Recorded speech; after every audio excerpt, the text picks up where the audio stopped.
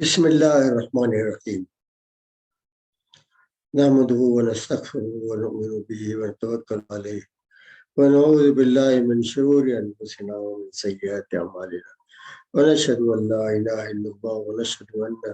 محمدا عبده ورسوله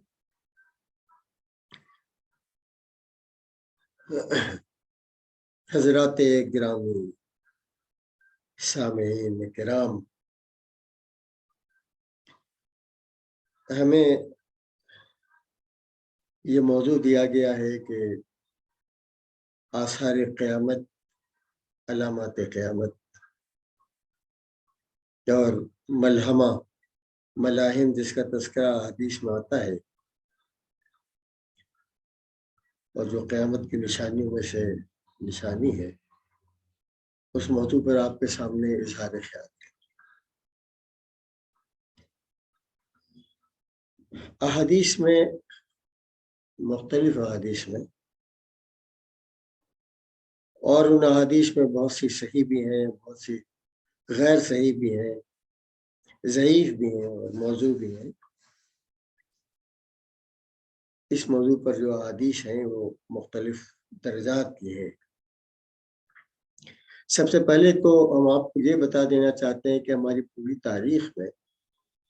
جو جلیل القدر علماء پیدا ہوتے آئے ہیں، وہ جلیل القدر علماء کا کیا رویہ رہا ہے ان آثار قیامت، علامات قیامت سے متعلق۔ احادیث کی روشنی میں اور قرآن کی روشنی میں اور سیرت کو مد نظر رکھ کر کے اور صحابہ کرام اور بالخصوص خلفاء راشدین کی زندگی کو سامنے رکھ کر کے انہوں نے جو انداز اختیار کیا ہے وہ یہ ہے کہ ہر زمانے میں دو کام ہونا چاہیے جس کا تعلق ملت اسلامیہ سے ہے اور ملت اسلامیہ کے حالات کی اصلاح سے ہے، اس کی درستی سے ہے۔ ایک تو یہ کہ ہمارا تعلق اللہ سے بہت گہرا ہو، بہت مضبوط ہو، بہت قریبی ہو۔ اللہ سے ہمارا بہت گہرا تعلق ہو، اسی کے ساتھ ساتھ زمانے کی نبض پر ہماری انگلیاں ہوں، ہم زمانے کے حالات سے پورے طور پر واقف ہوں، اور پھر اس کے ساتھ ساتھ حالات کی روشنی میں اور شریعت کی روشنی میں جو مناسب تدبیر اختیار کرنا چاہیے وہ تدبیر اختیار کی جائے۔ یعنی دو باتیں ہیں، ایک تو اللہ سے گہرا تعلق اور دوسرے اپنے وقت کے لحاظ سے جو مناسب تدبیر ہو سکتی ہے وہ تدبیر اختیار کرنا۔ یہ شیوا رہا ہے، یہ طریقہ رہا ہے ہمارے تمام علماء کرام کا جو ہماری تاریخ میں پیدا ہوتے آئے۔ ایسا بہت کم ہوا ہے کہ ہر واقعے کے بعد ہم صرف علامات قیامت اور آثار قیامت کو دیکھتے رہیں، گنتے رہیں، مشاہدہ کرتے رہیں اور تدبیر سے غافل رہیں۔ تدبیر کی جیسا کہ ہم نے بتایا کہ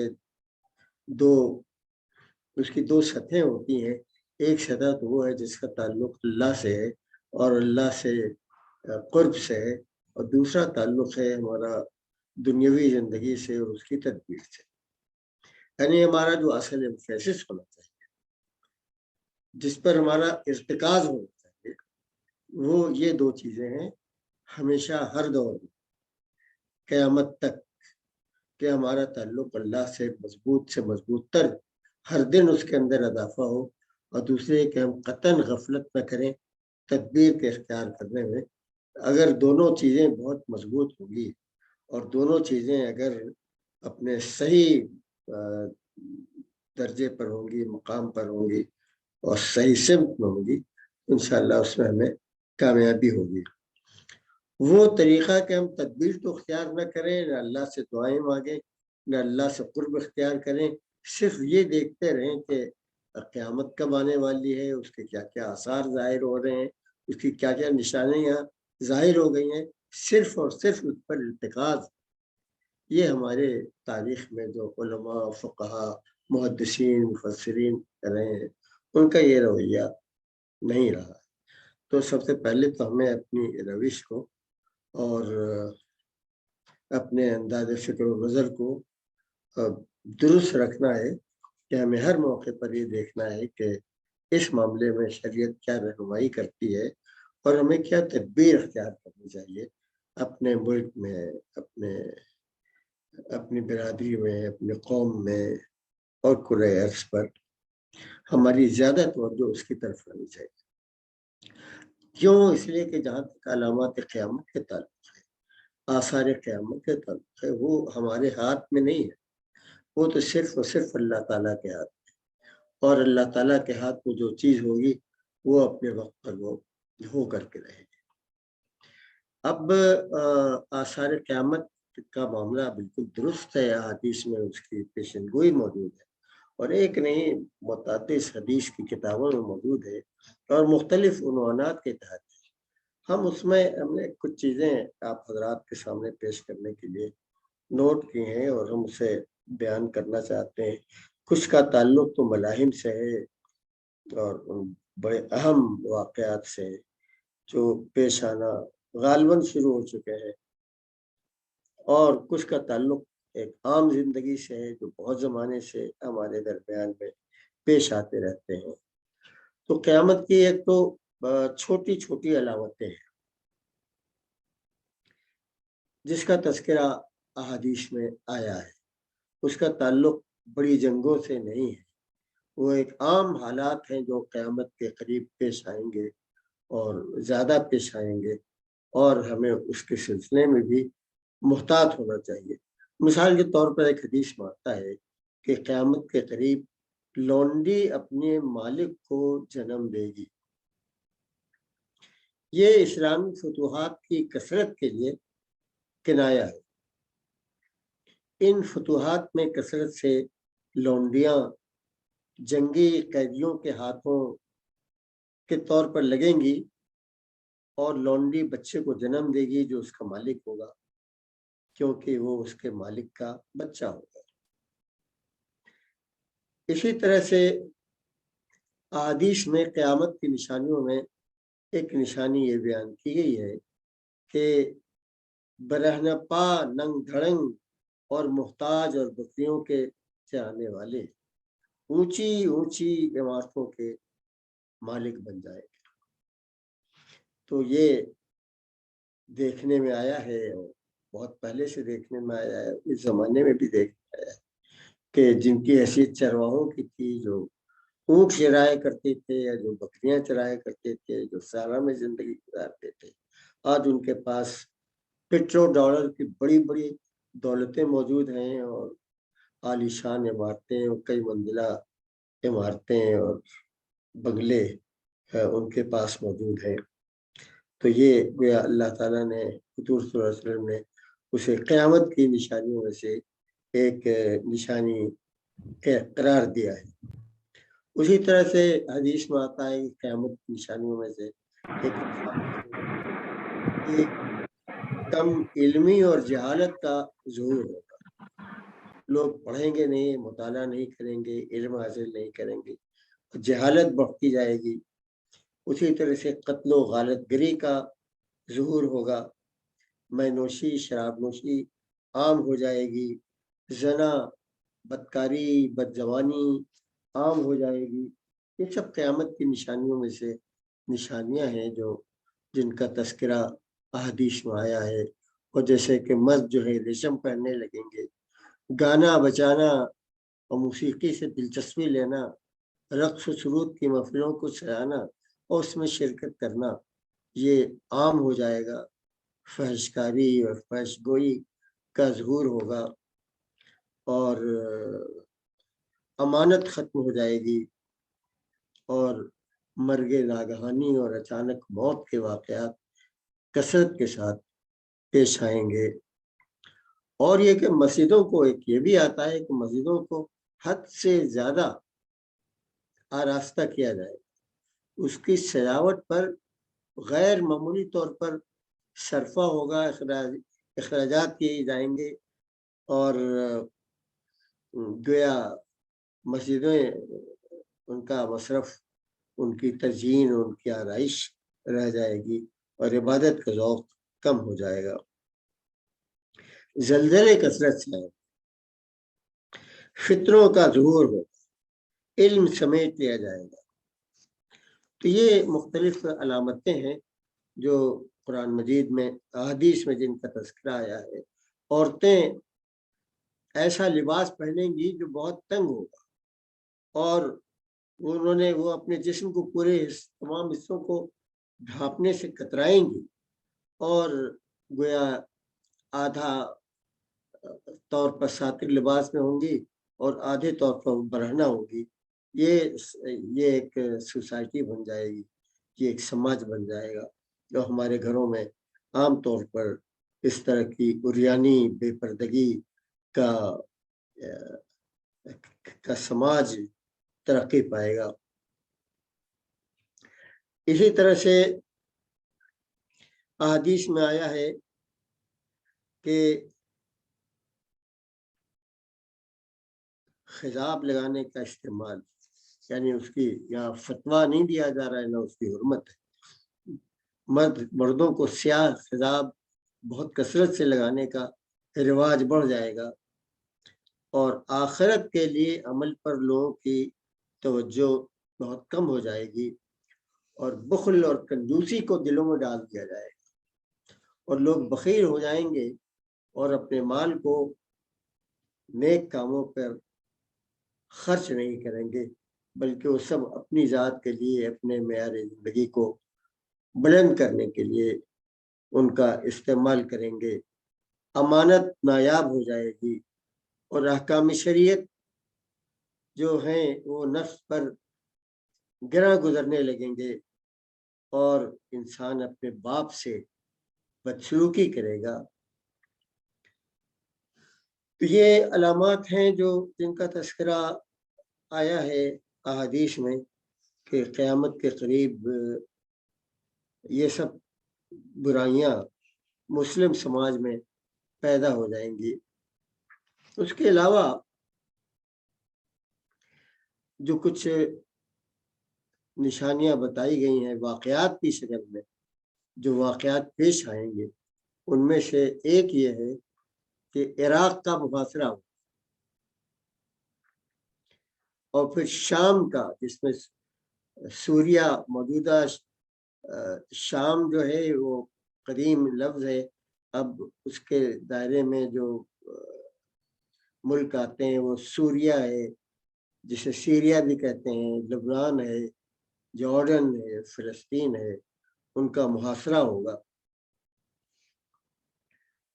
اور بیت المقدس کی فتح ہوگی۔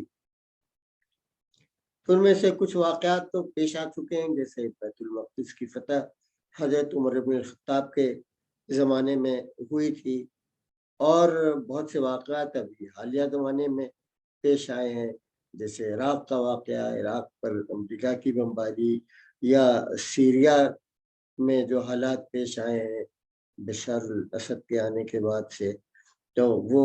ان واقعات کی طرف بھی اشارہ ہو سکتا ہے ان حدیث میں، جس کو بہت یقین کے ساتھ کہنا مشکل ہے۔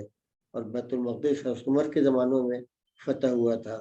اور پھر جو نشانیاں بتائی گئی اس میں یہ ہوگا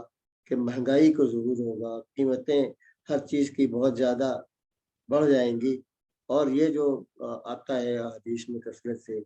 کہ موسیقی اور اس کے جو مضامیر جو ہیں ان کا استعمال بہت زیادہ بڑھ جائے گا، چنانچہ ٹیلی ویژن اور گانوں کا فتنہ اب گھر گھر کے اندر داخل ہو گیا ہے۔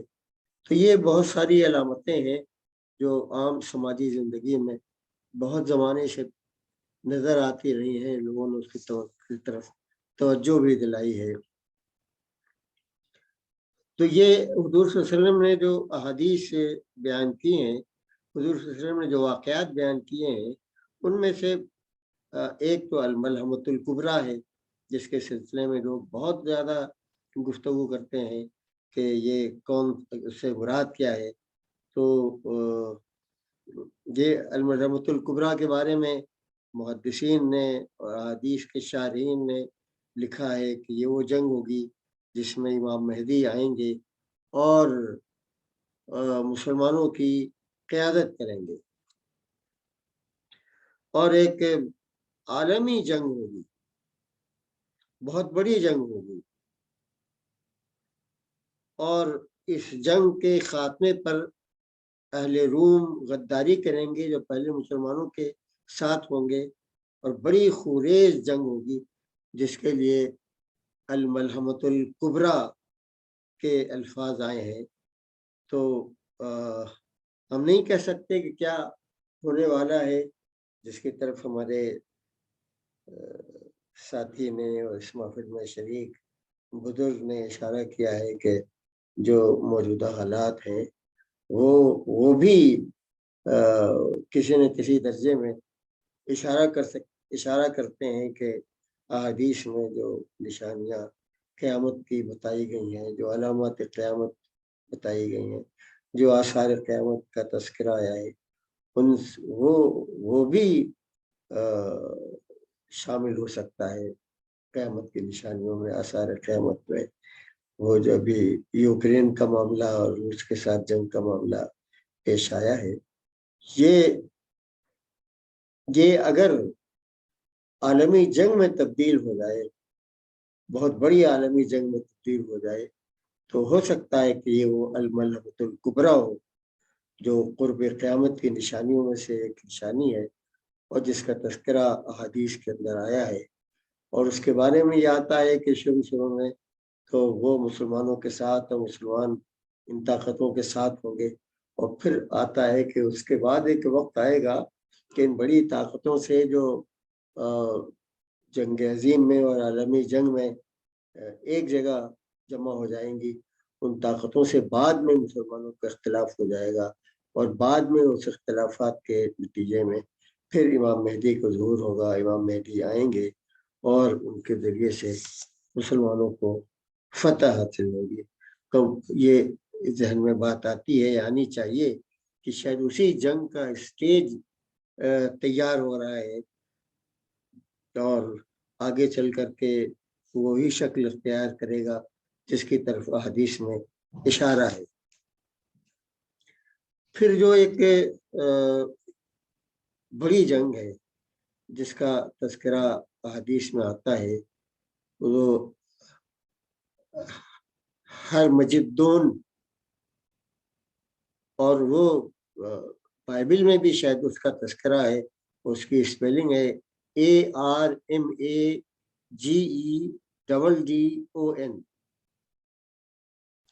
تو یہ ہرمجدون کیا ہے؟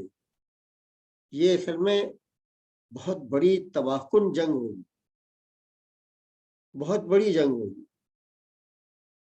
یہ ایک اتحادی عالمی ہونے والی لڑائی ہے جس کا انتظار صرف سب لوگ اور سب قومیں اور سب مذاہب کے لوگ کر رہے ہیں۔ یہ ایک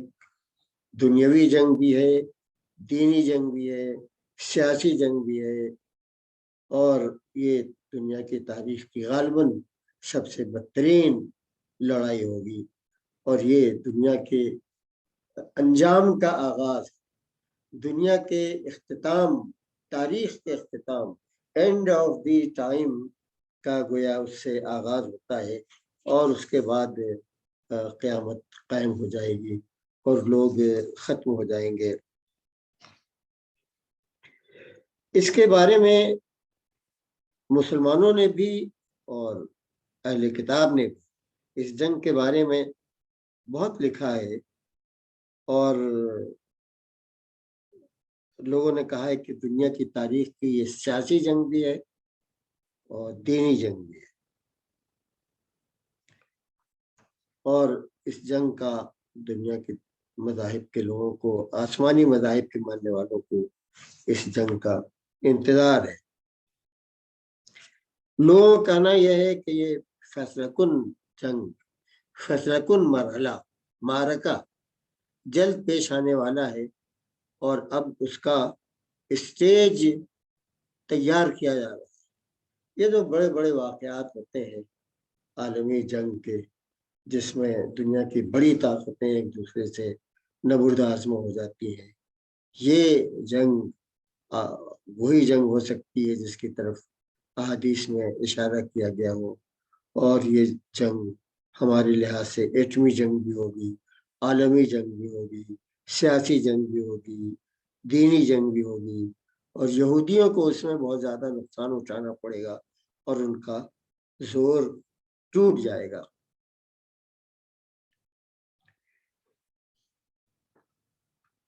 اب ایسا ہے کہ قیامت کے قریب اور عالمی جنگ اور المرحمۃ الکبریٰ کے بعد امام مہدی کا ظہور ہوگا۔ یہ امام مہدی حضرت حسن بن فاطمہ بنت رسول کی اولاد سے ہوں گے، یہ اہل بیت میں سے ہوں گے، اور جن کا نام ہوگا محمد بن عبداللہ۔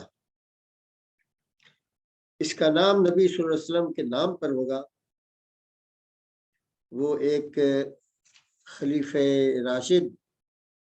اور امام مہدی یعنی ہدایت یافتہ انسان ہوں گے۔ یہ امام مہدی اہل سنت میں سے بہت سے علماء کا خیال ہے کہ اس کا کوئی تعلق اس امام سے نہیں ہے جس کا انتظار ہمارے شیعہ برادری کے لوگ کر رہے ہیں کہ وہ سامرا کے تہخانوں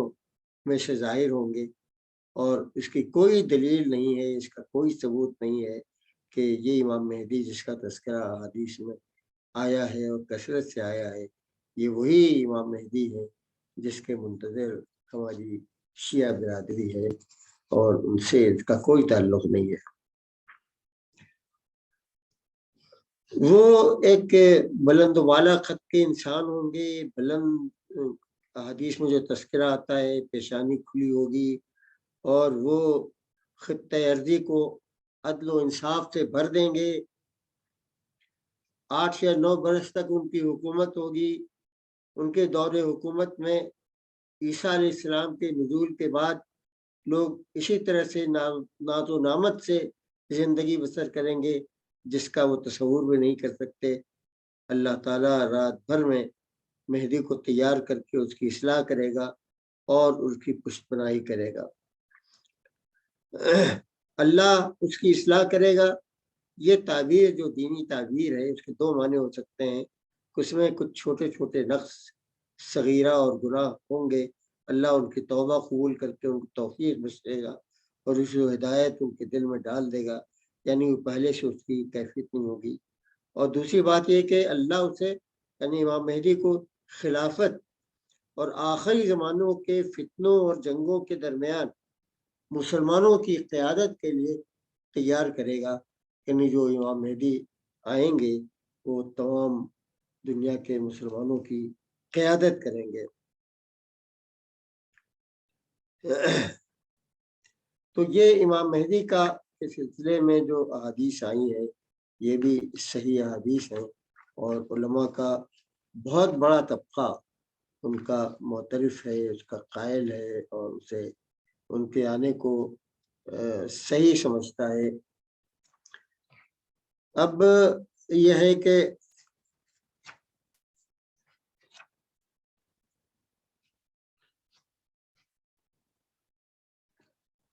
جو اور علامتیں جو جن کا تذکرہ ہے احادیث میں قرب قیامت کی علامتوں میں سے، ان میں سے ایک ہے ظہور دجال۔ یہ ایک بہت بڑی علامت ہے جسے مومن دیکھ پائے، اس لیے اس کی وضاحت اور تفصیل ضروری ہے تاکہ کوئی شبہ باقی نہ رہ جائے۔ اس لیے کہ یہ فتنہ ایک عظیم فتنہ ہوگا، اور دجال کی آمد کے وقت کے بارے میں بہت سے لوگوں کو شبہ ہے، اور سب سے بڑی علامت یہ ہوگی کہ اس کے پیشانی کے اوپر جیسا کہ بعض حدیث میں آتا ہے کاف سے رے کفر لکھا ہوگا، اور جسے اہل ایمان پڑھ لیں گے اور سمجھ لیں گے۔ اور حضرت عیسیٰ علیہ السلام کا قرب قیامت کی علامتوں میں سے، نشانیوں میں سے جو بہت بڑی نشانی ہے جو ظاہر ہوگی، جیسے حضرت مہدی کا آنا، جیسے دجال کا ظہور، اسی طرح سے حضرت عیسیٰ علیہ السلام کا نزول بھی ہے کہ اللہ تعالیٰ نے ان کو پہلے تو آسمان پہ اٹھا لیا تھا، وہ آخری زمانے میں پھر لوٹ کر کے آئیں گے اور دجال کو قتل کریں گے، جو اس روئے زمین کا سب سے بڑا فتنہ ہو، اور وہ اسلام کو غالب کر کے لوگوں کو اس کی دعوت دیں گے۔ اللہ تعالیٰ کا ارشاد ہے، اور ان کے اس کہنے کی وجہ سے ہم نے مسیح عیسیٰ بن مریم کو، جو اللہ تعالیٰ کے رسول ہیں، قتل کر دیا۔ حالانکہ انہوں نے نہ اس کو قتل کیا، نہ ان کو سولی پر چڑھایا، لیکن ان کو شبہ ہو گیا، اور جو لوگ ان کے بارے میں اختلاف کرتے ہیں وہ غلط خیال میں، ان کے پاس اس بات کی کوئی دلیل نہیں سوائے اس کے کہ وہ تخمینی باتوں پر عمل کرتے ہیں، اور یقینی بات یہ ہے کہ انہوں نے ان کو قتل نہیں کیا، بلکہ ان کو اللہ تعالیٰ نے اپنی طرف اٹھا لیا، اور اللہ تعالیٰ بڑے زبردست اور حکمت والے ہیں، اور اہل کتاب میں سے ہر شخص اپنے مرنے سے پہلے ضرور اس کی تصدیق کر لیتا ہے، وہ قیامت کے روز ان پر گواہی دیں گے۔ یہ ترجمہ ہے ان آیات کا جو سورہ نساء میں موجود ہے۔ حضرت عیسیٰ علیہ السلام کب نازل ہوں گے، کہاں نازل ہوں گے، ہمیں ان کی پہچان کیسے ہوگی، نزول کے بعد وہ کیا کریں گے، تو حضرت عیسیٰ بن مریم کا نزول مہدی کے ظہور اور دجال کے خروج کے بعد ہوگا۔ دجال خارج ہو کر زمین میں 40 روز قیام کرے گا، ایک دن 1 سال کے برابر ہوگا، دوسرا دن 1 ماہ کے برابر، تیسرا دن 1 جمعے کے برابر، اور باقی دن تمام عام دنوں کے مانند ہوں گے۔ دجال کے قیام کی مدت ختم ہونے کے بعد عیسیٰ علیہ السلام کا نزول ہوگا۔ نماز پڑھنے کے بعد وہ سب سے پہلے دجال کو قتل کریں گے، اور قتل کرتے وقت کہیں گے تجھے ضرب لگانا میرے مقدر میں ہے۔ عیسیٰ علیہ السلام کہاں نازل ہوں گے، تو احادیث میں جیسا کہ آتا ہے کہ شام میں نازل ہوں گے، شہر دمشق کے مشرق میں سفید مینار کے پاس اس جگہ اتریں گے جہاں مہدی اور ان کے مسلمان ساتھیوں کا ٹھکانہ ہوگا۔ اللہ کے رسول صلی اللہ علیہ وسلم فرماتے ہیں عیسیٰ علیہ السلام دمشق کے مشرق میں سفید مینار کے پاس نازل ہوں گے۔ اب سوال یہ ہے کہ ان کی شکل تو عام انسانوں کی طرح ہوگی، پھر ہم ان کو کیسے پہچانیں گے کہ یہ عیسیٰ علیہ السلام ہے اور ان پر ایمان لانا ضروری ہے؟ تو اللہ تعالیٰ کے رسول صلی اللہ علیہ وسلم نے حلیہ اور ان کے نزول کی کیفیت لکھی ہے، حدیث میں بیان فرمائی ہے۔ آپ نے فرمایا کہ میرے اور عیسیٰ کے درمیان کوئی نبی نہیں، وہ اترنے والے ہیں، جب تم انہیں دیکھو تو انہیں پہچان لینا، وہ میانہ قد کے آدمی ہوں گے، رنگ سرخی اور سفید مائل ہوگا، وہ گیروں سے رنگے ہوئے کپڑے پہنے ہوئے نازل ہوں گے، پانی نہ پڑنے کی وجہ سے ان کے سر سے قطرے ٹپک رہے ہوں گے۔ تو یہ احادیث جو قیامت کی نشانیوں میں سے، علامات میں سے آئی ہے، اس پہ دجال کا خروج ہے، عیسیٰ علیہ السلام کا نزول ہے، امام مہدی کا نزول ہے، اور الملحمۃ الکبریٰ ہے۔ الملحمۃ الکبریٰ کی نشانیاں ہو سکتا ہے کہ ظاہر ہو رہی ہوں، اس کا یقین کے ساتھ تو کوئی بھی نہیں کہہ سکتا ہے، لیکن یہ کہ امکان ہے کہ وہ ظاہر ہو رہی ہے، اس لیے کہ وہ نشانی ایسی ہوگی کہ جیسا کہ آتا ہے کہ دنیا کی خوفناک ترین جنگ ہوگی، الملحمۃ الکبریٰ ایک ایسی جنگ ہوگی کہ اس میں دنیا کی بڑی طاقتیں اس میں شامل ہوں گی، اور یہ جو موجودہ جنگ جو چل رہی ہے یوکرین میں اور روس کے درمیان میں، یہ اگر عالمی جنگ میں اگر یہ تبدیل ہو جائے تو اس کا بھی امکان ہے کہ یہی جنگ ہے، یہی الملحمۃ الکبریٰ ہے جس کی طرف احادیث میں اشارہ کیا ہے۔ لیکن یہ کوئی ضروری نہیں ہے، اتنی بات بہت ذہن میں رکھنا چاہیے، یہ صرف امکان کے درجے کی بات ہے، یقین کے ساتھ کوئی نہیں کہہ سکتا ہے۔ البتہ یہ سمجھنا چاہیے کہ دنیا کی عمر کا اب اختتام بہت قریب ہے، وہ تمام نشانیاں جن کا حدیث میں تذکرہ ہے وہ عام سماجی زندگی کی برائیاں ہوں یا بڑی طاقتوں کے جنگ جس کا اسٹیج تیار ہو رہا ہے، یہ سب کچھ ہو، اس بات کی علامت ضرور ہے کہ دنیا کی عمر اب ختم ہونے والی ہے اور قیامت آنے والی ہے، اور یہ تاریخ انسانی کا اختتام ہے۔ اس لیے ہماری ذمہ داری ہے کہ ہم اللہ کے حضور حاضر ہونے کی پوری تیاری کریں، اسلام پر خود عمل آور ہو اور پھر اسلام کی دعوت دوسرے لوگوں تک پہنچائیں، دین توحید کو دوسرے لوگوں تک پہنچائیں، اللہ کے دین کو، اللہ کے رب ہونے کا دنیا تک پہنچائیں، اور شرک اور اس کی جتنی نشانیاں ہیں اور اس کی جتنی علامتیں ہیں اور اس کی جتنی قسمیں ہیں ان سے دنیا کو بچانے کی کوشش کریں۔ اس لیے کہ جتنے پیغمبر آئے شروع سے آخر تک وہ سب کے سب دین توحید کے لمبردار تھے، اور دنیا سے شرک کو، بت پرستی کو، اسلام پرستی کو، غیر اللہ کی عبادت کو مٹانے کے لیے آئے تھے، اور یہی تمام انبیاء کا مشن تھا۔ اور یہ امت جو ہے خیر امت، وہ اسی لیے برپا کی گئی ہے کہ اخرجت للناس، وہ دنیا میں تمام انسانوں کے لیے اٹھے، برپا ہو اور ان کو مخاطب کر کے اسی دین کی دعوت دے جو اس دین کی دعوت حضور صلی اللہ علیہ وسلم نے دی تھی، اور آپ سے پہلے آپ کے جتنے پیغمبر آئے تھے انہوں نے دی تھی، اور یہی انبیائی مشن ہے، اور وہی انبیائی مشن ہے جس کو مدت دراز سے اور کئی صدیوں سے لوگوں نے چھوڑ رکھا ہے۔ تو ہمیں علامات قیامت کی جتنی فکر ہونی چاہیے اس سے زیادہ فکر اس بات کی ہونی چاہیے کہ وہ مشن جو تمام انبیاء حضرت آدم علیہ السلام سے لے کر کے حضور اکرم صلی اللہ علیہ وسلم تک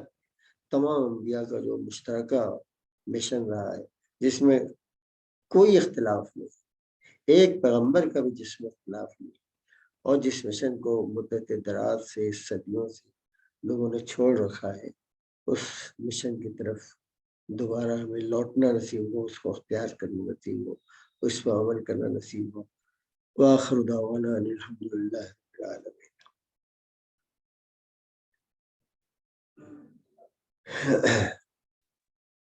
جزاک اللہ خیر مولانا محترم، بہت بہت شکریہ، اللہ آپ کو اجر دے، صحت دے، آپ کا سایہ ہمارے سروں پر قائم رکھے۔ آپ نے جو ہے بہت جلدی ختم کر لیا، ہم نے سوچا تھا کہ کم از کم اور 10 منٹ آپ مزید اس عنوان پر تقریر جاری رکھیں گے۔ خیر کوئی بات نہیں، اگر آپ ہماری مناسب شاید بھی ٹھیک نہیں ہے اصل میں کئی دن سے۔ اچھا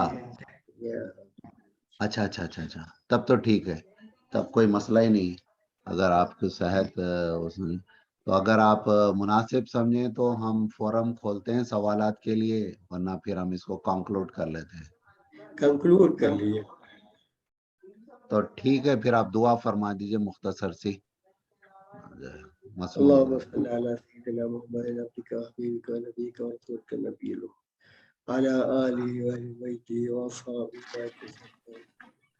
ربنا آتنا في الدنيا حسنة وفي الآخرة حسنة وقنا عذاب النار۔ اچھا يا عزيز يا غفار يا عزيز يا غفار يا مصرف القلوب صرف قلوبنا على طاعتك،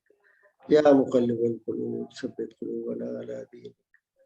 اللهم أحسن عاقبتنا في الأمور كلها وأجرنا من خزي الدنيا وعذاب القبر وعذاب الآخرة يا هاجرنا من الناس عذاب القبر وعذاب الآخرة يا مصرف القلوب صرف قلوبنا على دينك